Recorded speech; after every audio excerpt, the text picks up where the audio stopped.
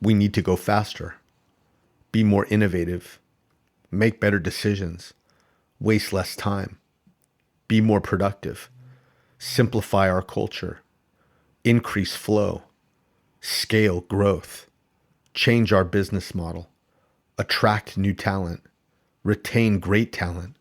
And once we get all of that right, we can finally focus on the customer. If you're an entrepreneur, you're up against one of the greatest puzzles ever conceived. Organizational design is hard. We see it, we feel it, but of course, we know what we have to do. We have to transform the culture. But what is culture and why is it so difficult to build? Culture is like a shadow. It doesn't matter how many all-hands meetings you have, rah-rah speeches you give, or consultants you bring in. Trying to change culture is like trying to change the weather. You can yell at it all you want, but nothing seems to happen. Why? Because we don't really understand it. We view culture and organizational structure as two different things, when in fact, they're actually one. The problem is, we are taught that organizations are like machines, fitting people into processes, caging people in rigid structures of accountability that are actually constructed, hear me, to protect the company from its own people.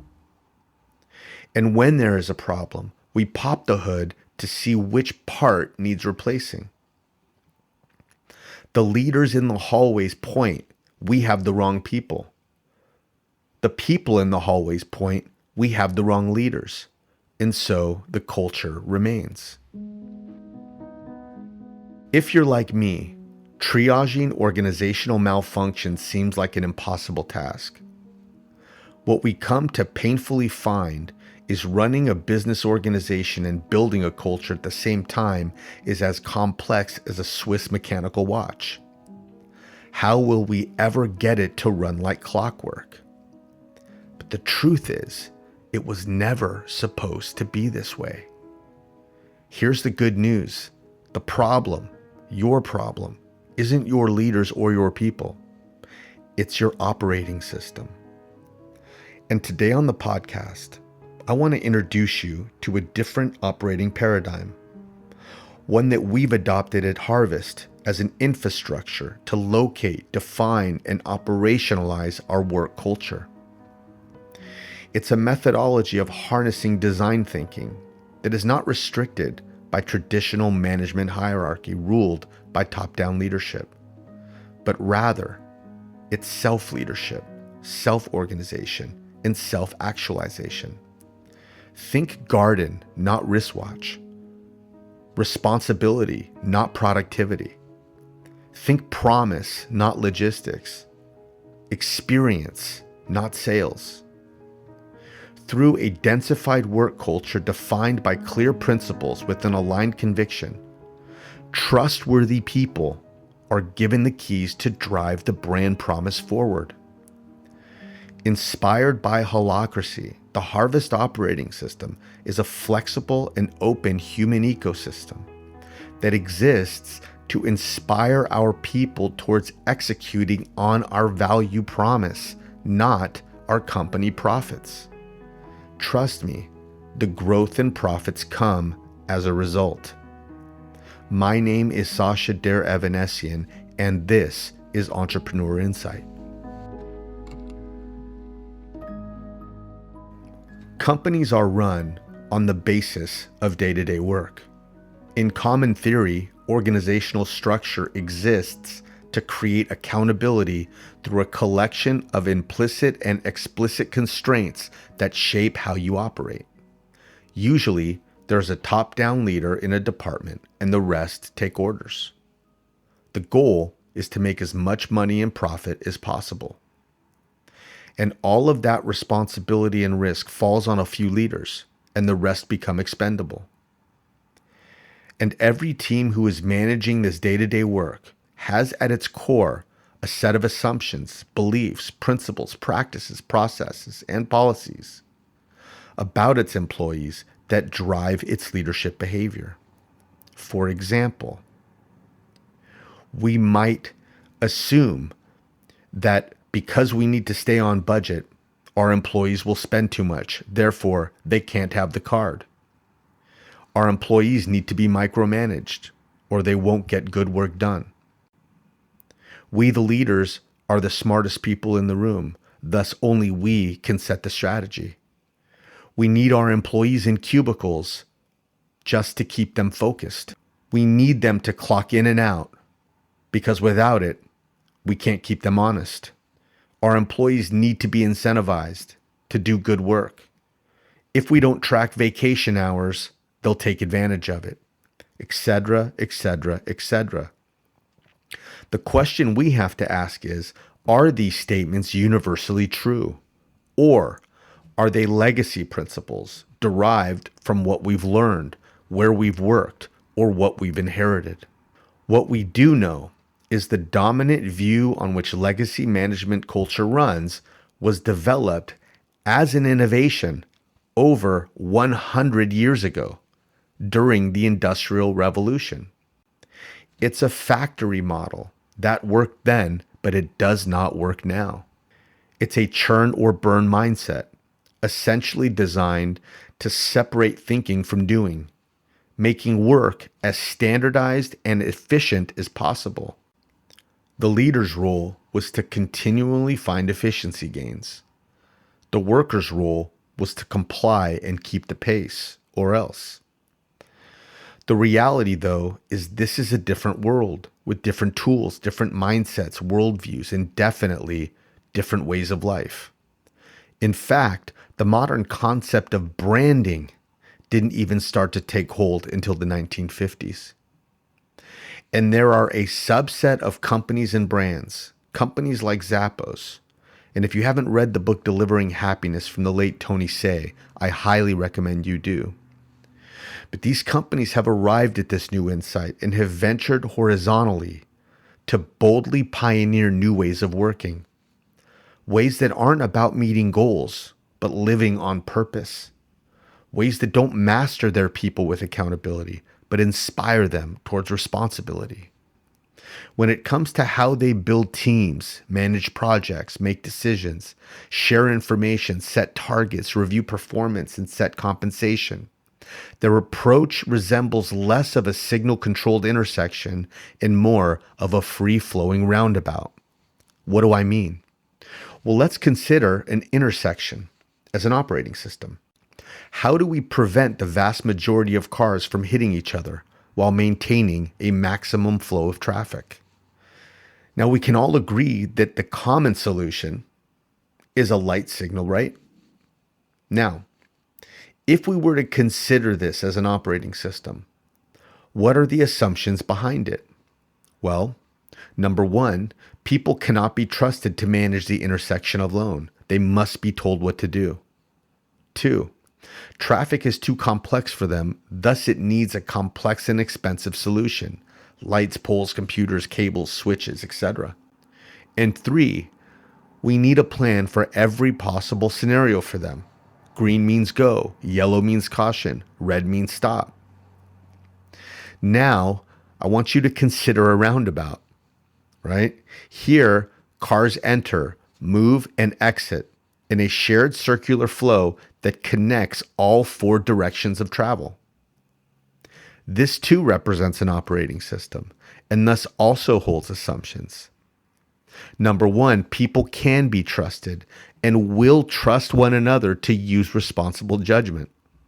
Number two, traffic is complex, but can be managed and can be simply managed at that through the giving of a right of way. And three, many scenarios will present themselves. However, the connection, coordination, and awareness of the driver will be sufficient to handle it. So a question for you, actually a few. Which one is actually safer, has higher throughput, is cheaper to build and maintain, and works when the power goes out? You guessed it. It's the roundabout. They reduce injury collisions by 75% and fatal collisions by 90%. they result in an 89% reduction in delays. They are obviously cheaper to maintain and, of course, continue to work when the signal light does not.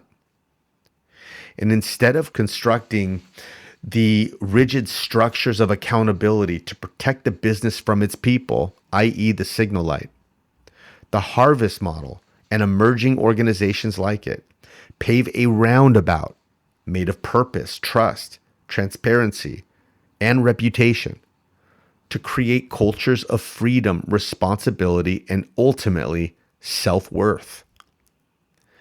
This flexible operating system is highly intentional but full of serendipity, decentralized but fully coherent. And above all, they are empowered, measured, and compensated on executing on an oath-based brand promise. They buy in. It's agreed upon by the collective of the organization. And through self-management, we flatten the structure to empower the collective, to harness their unique creativity towards scaling that purpose at every level. And because of that, they will find the internal operational tensions that could hold us back from our promise to the customer and relieve them. Now, of course, a complex business organization needs structure and SOPs, standard operating procedures. However, the goal of holacracy is to identify the areas of human centricity that can move the culture needle internally, freeing them from constraint and harnessing those people towards a collective identity, which becomes the culture. And at Harvest, we have identified 9 domains of human centricity that are essential, we believe, to executing on our culture.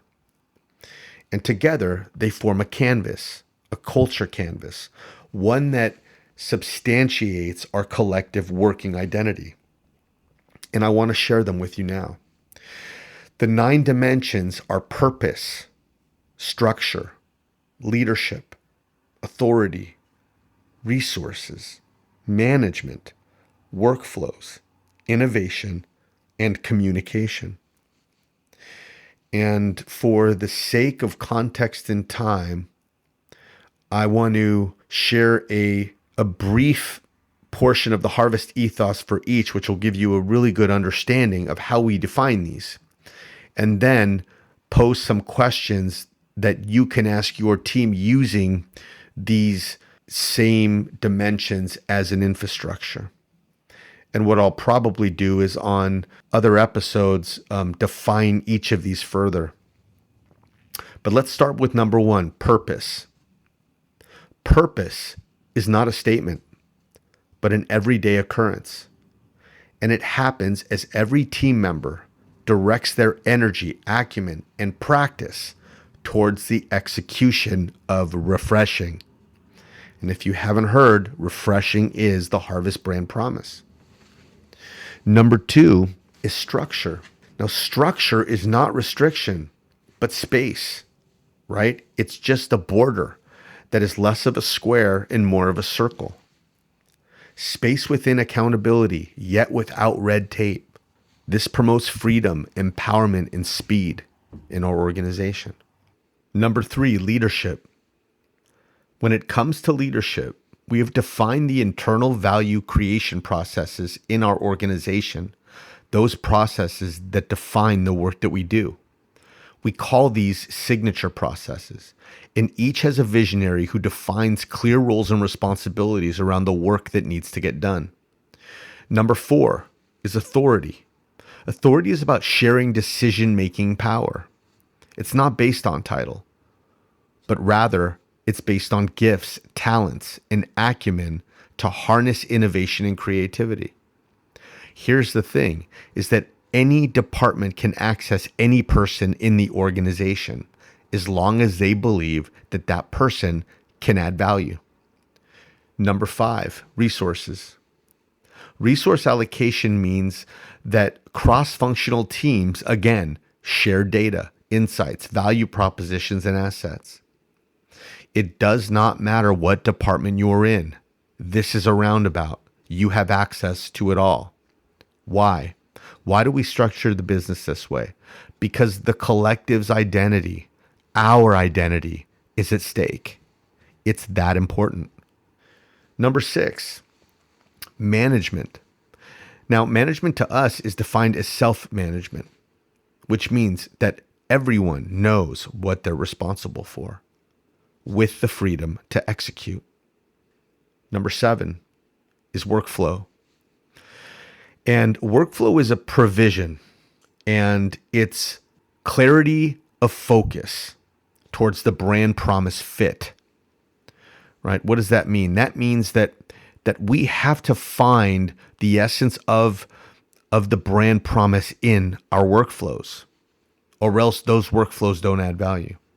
And this also includes strategic roles within our signature processes.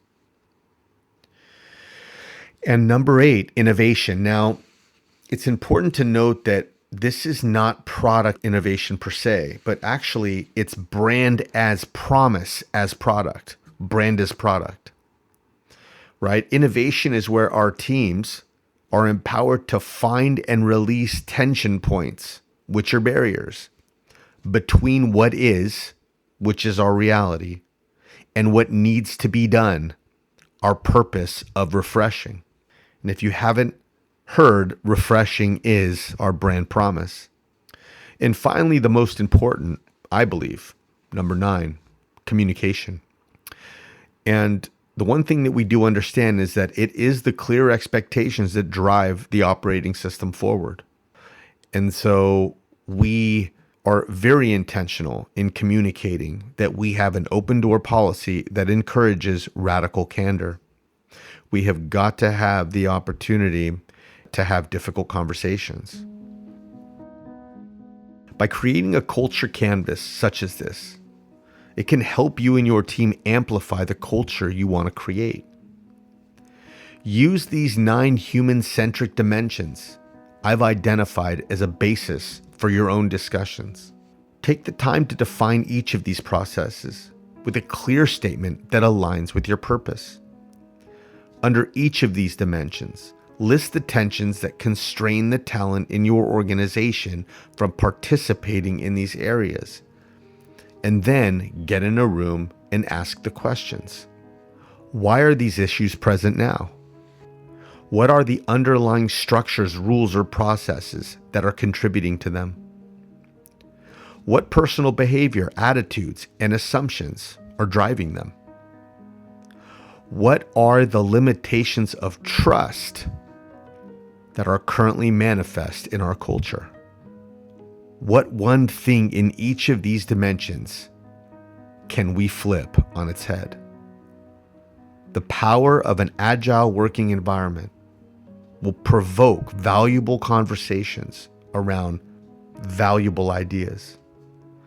Power is shared and distributed throughout the organization, transforming shared interests into a desire for change.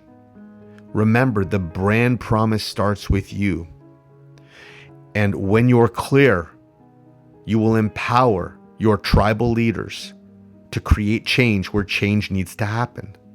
Enable your cross-functional teams to share data, insights, and assets, because the collective's identity, your identity, is at stake. Start small, but don't wait, and be brave. All my best to you, and see you next Wednesday.